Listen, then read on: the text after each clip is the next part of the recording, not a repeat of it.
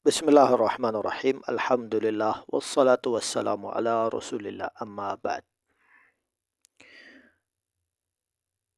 Video kali ini saya mau membahas tentang 7 dosa media sosial.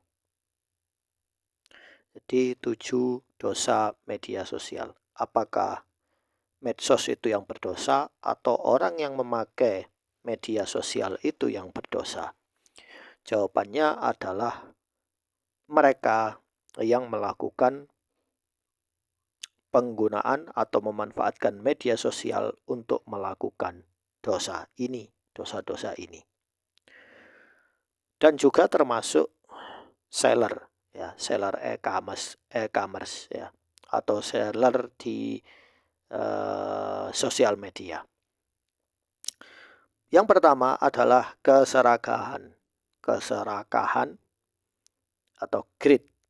Terlalu fokus pada diri sendiri dan bisnismu, hanya mempromosikan tanpa memberi nilai atau berinteraksi dengan audiens. Misalnya ada orang pamer, saya bisnis ini, ya. Tetapi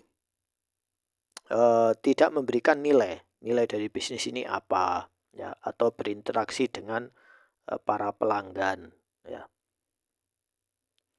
Jadi maunya dia yang sudah top dalam bisnisnya. Itu disebut keserakahan. Kemudian yang kedua, kerakusan, ya, atau glutoni, ya.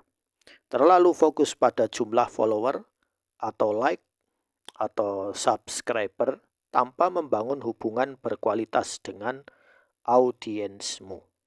Jadi hanya ingin follower tetapi tidak membangun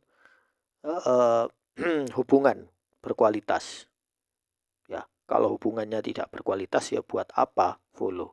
Ya, mending tidak usah follow. Ya. Kemudian kemalasan. Nah, sloth, tidak aktif berinteraksi, tidak responsif terhadap komentar atau pertanyaan audiens. Nah, saya akan berbicara tentang seller di sini ya. Seller sebagai seller bisa juga dengan orang yang bukan seller. Ya. Kemudian keempat, iri hati. Membandingkan diri dengan pesaing atau iri terhadap kesuksesan orang lain yang bisa membuatmu kehilangan fokus pada audiens sendiri. Kemudian amarah, terbawa emosi saat menghadapi kritik atau komentar negatif, lalu membalas dengan secara tidak bijak. Ya. Kemudian yang keenam, daya tarik yang salah, menggunakan platform bisnis untuk tujuan yang tidak relevan. Misal mencari hubungan pribadi sehingga mengaburkan tujuan profesional. Kemudian ketujuh adalah kesombongan. Terlalu bangga pada prestasi sehingga terlihat arogan atau tidak mau belajar dari orang lain. Biasanya orang-orang yang punya gelar ini dia bangga dengan gelarnya. Ya.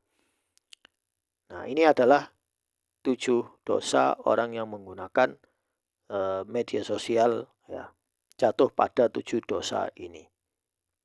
Nah, sekarang yang saya lihat fenomena itu ada orang yang beli follower, ya, beli follower atau beli subscriber atau beli viewer atau beli like, ya, sehingga baru saja video itu upload cuma berapa detik sudah dapat like banyak, sudah dapat follower banyak, sudah dapat subscriber banyak, banyak penonton auto apa itu. Ya, banyak sekali dia membeli chatbot itu atau apa itu ya istilahnya. Jadi dia menggunakan elemen buzzer itu adalah untuk apa? Memanipulasi media. Jadi dosa ke-8 adalah melakukan manipulasi, yaitu bentuknya adalah dengan membeli jasa buzzer itu tadi. Sehingga dosa yang ke-8 itu, dan itu dilakukan dan orang menganggapnya itu wajar. Ya tujuannya supaya dapat AdSense atau apalah. Ya. Tapi itu kalau ditimbang secara syar'i tidak dibenarkan. Ditimbang secara etika juga melanggar etika. Jadi sebagai orang seller online, dia harus membuat hubungan yang waras. Waras itu berarti sehat, menyehatkan, dan menyadarkan. Membuat orang sehat dan sadar. Sehat tapi tidak sadar, ya percuma. Ya. Kemudian sadar tetapi tidak sehat, masih dalam kondisi tidak beres, ya percuma juga. Ya. Jadi inilah dosa, analogi dari 7 dosa atau 8 dosa, mematikan klasik untuk mengingatkan marketer atau seller online bahwa kesalahan dalam media sosial sering bukan hanya soal strategi tapi soal sikap dan perilaku yang merusak hubungan dengan audiens. Jadi kita tidak boleh merusak koneksi kita dengan para penonton ya atau pembaca artikel ya. Kalau dia misalnya mencela atau apa, maka kita bertanya, Anda mencela kenapa? Atau tidak perlu dijawab, cukup dihapus celaannya. Kalau dia kritik, kita balas dengan kritik yang ilmiah juga.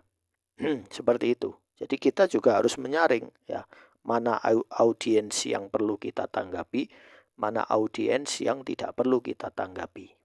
Jadi kita belajar menjadi seller waras, menjadi seller yang bijak. Jadi jangan bangga dengan mengikuti algoritma yang dia itu hanya berupa angka, ya, angka matematis.